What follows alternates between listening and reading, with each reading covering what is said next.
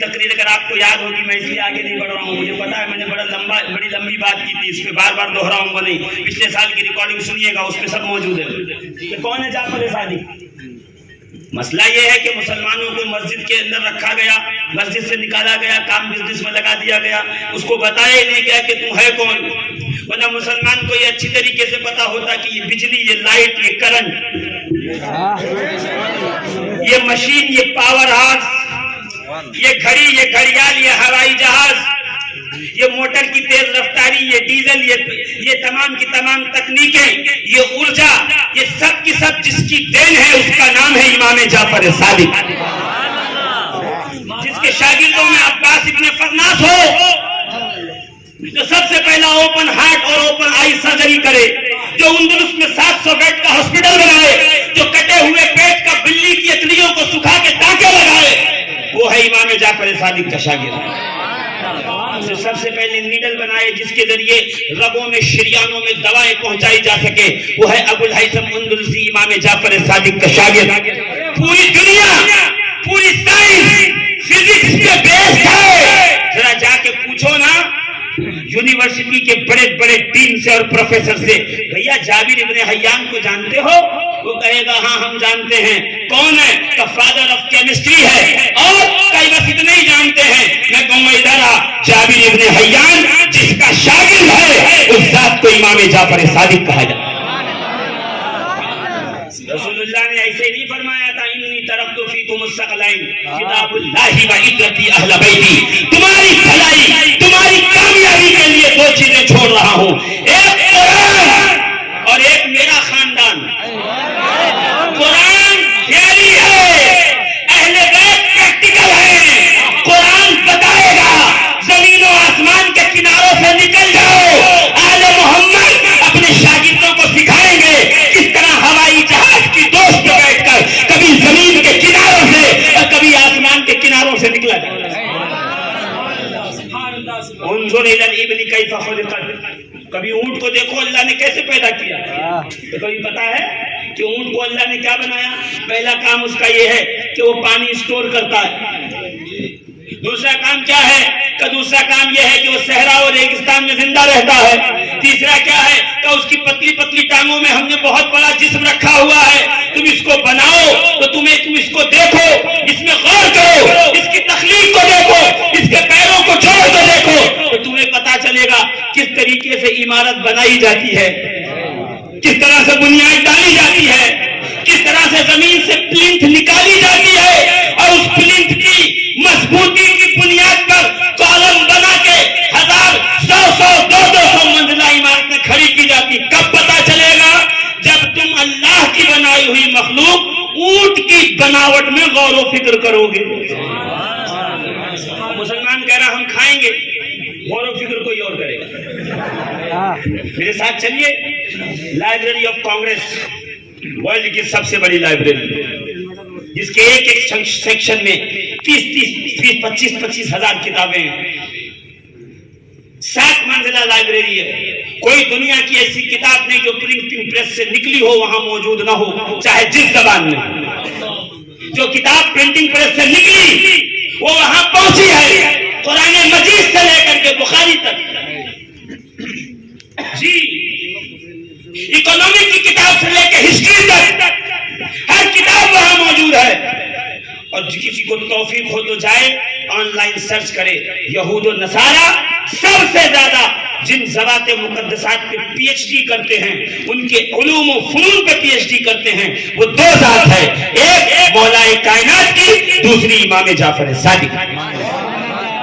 اور مسلمان سے پوچھو امام جعفر صادق کون ہے؟ رجب میں آئیے گا اس کے آگے بڑھے نہیں۔ اور مولا علی کون ہے؟ دھیرے کہیے، آپ سننی ہے، یا علی زور سے نہیں کہہ سکتے۔ دیکھو تم مجھے یا علی کہنے سے روکتا ہے، آپ میدان بدر کے اندر، میدان احد میں، کہ مولا کائنات تلوار لے کے لوٹے اور کہے یا رسول اللہ آج عجب حال تھا، میں تلوار چلاتا جاتا تھا، عجیب شور اٹھتا تھا، تو نبی مسکرا کے کہتے ہیں علی آج تو تلوار چلاتا جاتا تھا اور فرشتے عرش سے پکارتے جاتے تھے لا فتح الا علی لا سیف الا ذوالفقار، کوئی جوان مرد نہیں ہے علی کی طرح، کوئی تلوار نہیں ہے ذوالفقار۔ وہاں آسمانوں پہ علی علی کا شور مچا ہے تو زمین پہ ماننے کو تیار نہیں۔ میں کہوں پروردگار تجھے اگر اعلان کروانا ہوتا تو عرب کے، افغانستان کے، مصر کے، شام کے، انطاکیہ کے، افریقہ کے کسی ایک پہلوان سے اعلان کروا دیتا کہ علی جیسا کوئی بہادر نہیں ہے۔ کہ تم سمجھے نہیں، اگر عرب کا، انطاکیہ کا، مصر کا، افغانستان کا، کسی شہر کا، کسی ملک کا پہلوان اعلان کرتا تو یہ اتنا منافق علی کا دشمن ہے، وہ کہتا یہ عرب کے پہلوان نے کہا تھا چلو مصر میں ڈھونڈو وہاں کوئی مل جائے گا، ارے نہیں مصر کے پہلوان نے کہا تھا افریقہ میں ڈھونڈو کوئی وہاں علی سے مضبوط مل جائے گا۔ پروردگار عالم نے عرش سے فرشتوں سے آواز لگا کے بتایا تو زمین پہ علی کا برابر طاقتور ڈھونڈتا ہے، ادھر آسمانوں میں بھی کوئی علی کی طرح طاقتور مخلوق نہیں۔ علم علی کی دھوم ہے کل کائنات میں، فضل علی کا رنگ ہے ہر بات بات میں، حب علی سے بادا اے وقت کے یزید، حب علی کو دخل ہے تیری نجات میں۔ اور میں ہوا میں باتیں نہیں کر رہا، ہوا میں باتیں نہیں کر رہا، میں حقیقت کی بنیادوں پہ باتیں کر رہا ہوں۔ مولا کائنات نے کیا فرمایا؟ سلونی قبل ان تفقدونی، اس سے پہلے کہ تم مجھے کھودو مجھ سے پوچھو کیا پوچھنا چاہتے ہو۔ اس کے بعد کا جملہ سنیے، علی فرماتے تم مجھ سے زمین کے خزانوں کا راز پوچھو، تم مجھ سے آسمان کے راستوں کا راز پوچھو۔ 1400 سال پہلے لوگ ہنستے تھے اور کہتے تھے دیکھو علی کہہ رہے ہیں مجھ سے آسمانوں کا راستہ پوچھو، کیا آسمان میں کوئی سڑک ہے؟ NH40 47 48 NH30 NH20 کوئی راستہ ہے آسمان میں؟ یہ 100 سال پہلے تک بھی لوگ یہی کہتے تھے۔ یہ تو ایویشن کمپنیز آئیں، ہوائی جہاز کی جو کمپنیاں ہیں وہ آئیں اور انہوں نے روٹ طے کیا کہ دلی سے ایک ہی وقت میں 2-2 5-5 6-6 منٹ کے وقفے میں ایک فلائٹ بنگلور جائے گی، ایک بمبئی جائے گی، ایک کلکتہ جائے گی، ایک کانپور آئے گی، ایک مدراس جائے گی، ایک انگلینڈ جائے گی، ایک سعودیہ جائے گی، ایک دبئی نکلے گی، ایک شارجہ جائے گی، اور اسی وقت میں ایک احمد آباد سے آ رہی ہوگی، ایک بڑودہ سے آ رہی ہوگی، ایک بریلی سے آ رہی ہوگی۔ یہ آخرکار آسمانوں پہ یہ تمام فلائٹ اترتی ہے، اوپر جو ہے ڈپارٹ کرتی ہے، لینڈ کرتی ہے، یہ ٹکراتی کیوں نہیں، یہ آپس میں پھرتی کیوں نہیں؟ کہ مولانا تمہیں نہیں پتا ہے، تم کیا جانو جاہل آدمی، تم مولوی ہو، آؤ ایویشن کمپنی والوں سے پوچھو کس طرح سیٹلائٹ کے ذریعے ہر ایک کا روٹ الگ الگ طے کر دیا ہے کہ بنگلور کی فلائٹ اس روٹ سے جائے گی، لکھنؤ کی اس روٹ سے جائے گی، احمد آباد کی اس روٹ سے آئے گی، کبھی فضا میں ٹکرائے گی نہیں۔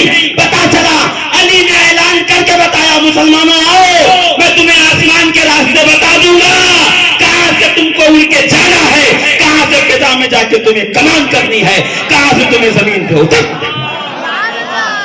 نعرہ تکبیر، نعرہ رسالت، نعرہ حیدری۔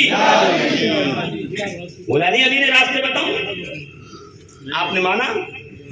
علی نہیں کہا زمین کے خزانے بتاؤں؟ زمین میں کون سے خزانے؟ تیل سبحان اللہ ہے سعودیہ کے پاس، نکالے امریکہ، سبحان اللہ سبحان اللہ ہے سونا،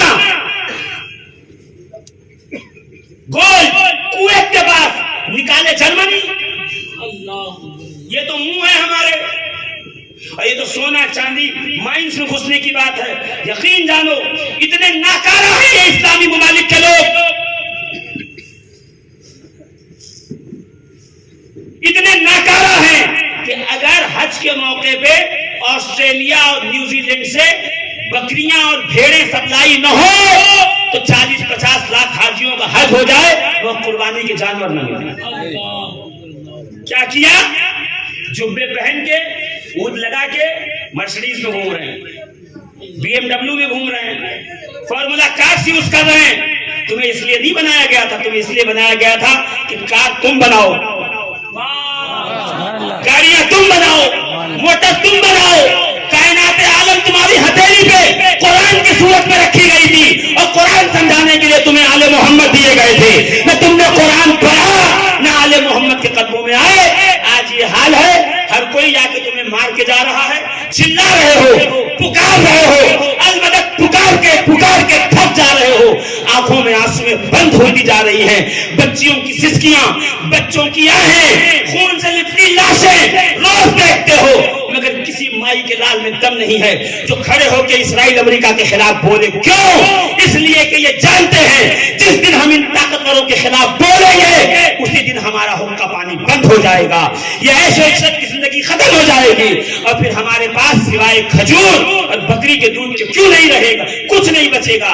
اس لیے کہ خدا کی نعمتوں کو ہم نے عیش پرستی میں ڈالا ہے، اللہ کی نعمتوں کی تلاش میں نہیں نکلے، اللہ کی نعمتوں کی کھوج میں نہیں نکلے، بلکہ اپنے آشیانوں میں بیٹھے ہوئے جن کو غلام بنا کے رکھا تھا آج وہ امام بنے ہوئے ہیں، آج وہ تمہارے پیشوا رہبر و رہنما.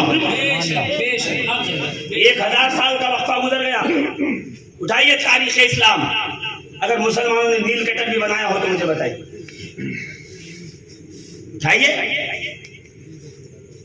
اسکول کی مخالفت ہم کریں، کالج کی مخالفت ہم کریں، یونیورسٹی کی مخالفت ہم کریں، انگریزی زبان کی مخالفت ہم نے کی. پہلی مرتبہ جب کافی انوینٹ ہوئی اور لوگوں کے سامنے آئی تو فتویٰ جاری ہوا کافی پینا حرام ہے. کیوں؟ کہ اس میں کیفین ہے، کیفین سے نشہ ہوتا ہے، نشہ حرام ہے، مثل شراب ہے. میرے پاس فتویٰ موجود ہے، اس زمانے کے لوگوں نے دیا. پھر ہوائی جہاز بنا، پھر فتویٰ آیا یہ ہوا میں اڑنا خدائی دعویٰ ہے، خبردار کوئی اس پہ نہ بیٹھے، حرام ہے. اور آج کوئی مولوی بغیر ہوائی جہاز سے چل نہیں رہا. ہلو، 25 تاریخ کو تشریف لائیے، کل فلائٹ کا ٹکٹ بنائیے.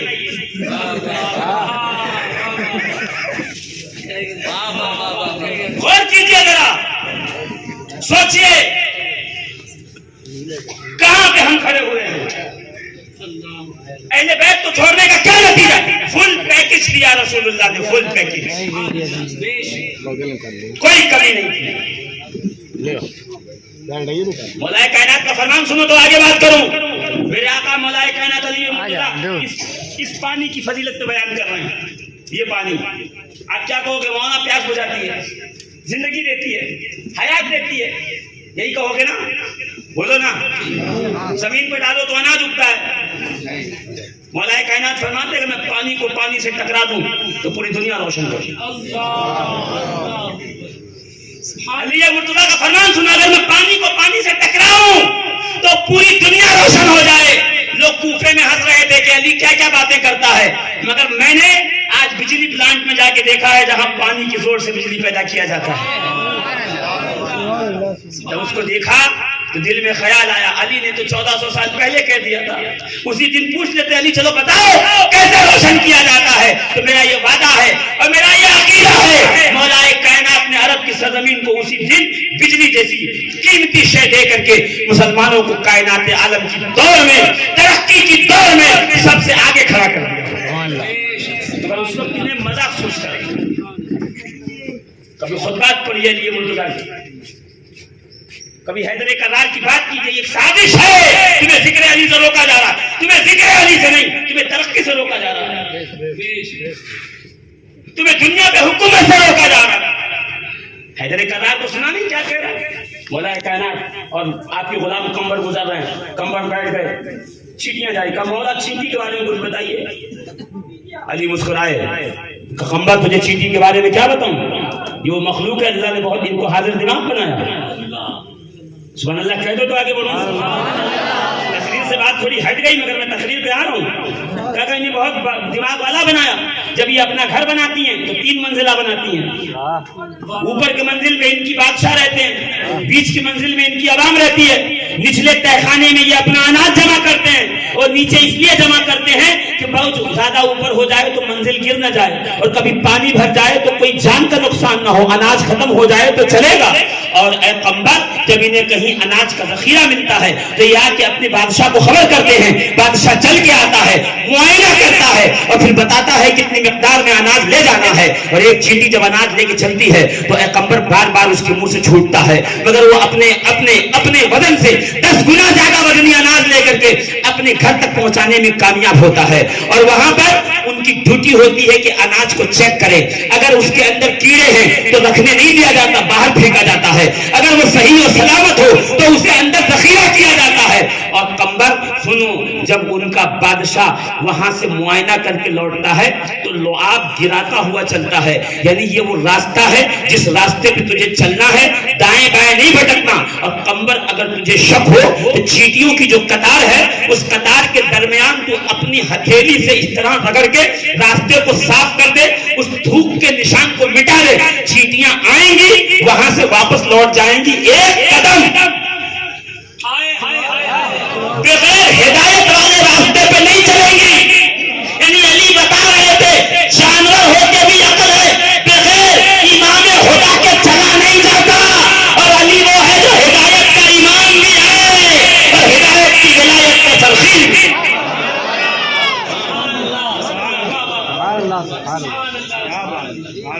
یہاں بیٹھ کر سوچی تو صحیح تھوڑی. کبھی کئی چیٹیوں کی قطار جا رہی ہو نا تو آپ وہاں ایسے ہتھیلی سے رگڑ کے دیکھنا, اور نہ ملے تو مجھے فون لگا کے کہنا کہ آپ نے غلط کہا تھا, میں نے آزمایا ہے. وہ بغیر اپنے امام کی ہدایت کے راستے نہیں چلتے. اور یہاں اماموں کے امام امام الانبیاء نے کہا تمہارے لیے 2 چیزیں چھوڑ رہا ہوں, قرآن, اہل بیت. قرآن پڑھتے نہیں, اہل بیت کا نام لو تو ایسے لگتا ہے جیسے پاگل کتے نے کھایا. اہل بیت کا نام لو ایسے لگتا ہے کہ جیسے پورے جانور نے کاٹا ہو, سر جوڑ کے بیٹھ کے تمہارے خلاف سازشیں کرتے ہیں. اور میں کہتا ہوں سنو, پھانسی چڑھ جانا, روح نکل جائے, بچے مارے جائیں, سب کچھ برباد ہو, اہل بیت کا دامن مت چھوڑنا. ہدایت کے امام ہیں, وہ رسول کی آنکھوں کی ٹھنڈک ہے. اور نبی نے فرمایا ہے قیامت کے دن سارے جنتیوں کے درجے الگ الگ ہوں گے. جو میری اہل بیت سے محبت کرے گا اسے جنت میں میں اپنے درجے میں اپنے ساتھ رکھوں گا. سبحان اللہ, سبحان اللہ, سبحان اللہ. عزیزان ملت اسلامیہ غور فرمائیے, امام جعفر صادق کی کیا ذات ہے, علم کے دریا بہائے, پوری دنیا کے علم کے پیاسے ہیں. سنیے, 16 PhD ہولڈر یہودی اور عیسائی ڈاکٹرز نے امام جعفر صادق پہ ریسرچ کی ہے, اور وہ کتاب انہوں نے لکھا ہے. کتاب کا نام ہے سپر مین ان اسلام. نوٹ کر لو, جانے کے بعد سلام کے بعد سرچ کرنا یہ بک, اور اپلوڈ کر کے پڑھیے گا کہ غیر مسلموں نے, یہود و نصارہ نے امام جعفر صادق کے بارے میں کیا تاثرات عطا کیے. اس سے ایک واقعہ پڑھ دیتا ہوں کہ امام جعفر صادق سے ملاقات کرنے کے لیے ایک شخص مصر سے آیا. کہاں سے آیا, زور سے بولو, کہاں سے آیا, ایک شخص کہاں سے آیا, مصر سے آیا امام جعفر صادق سے ملاقات کرنے کے لیے, مصر سے. اچھا, مصر میں اس وقت علم الفلکیات, آسٹرولوجی کا علم بہت بلندی پہ تھا. چھوٹے چھوٹے بچے بھی جانتے تھے. تو ان کے یہاں بنتا تھا, وہ لوگ آفس میں گئے ہوں گے تو ایک گلوب بنا رکھا تھا, گلوب گول گھماتے لوگ, اس پہ دنیا کا نقشہ بنا ہوتا ہے, یہاں پانی ہے, یہاں امریکہ ہے, یہاں افریقہ ہے, یہاں بھارت ہے, یہاں دیکھا ہے نا گول, سب نے دیکھا ہے. وہ اس زمانے میں بہت چلتا تھا, آج سے 1400 سال پہلے.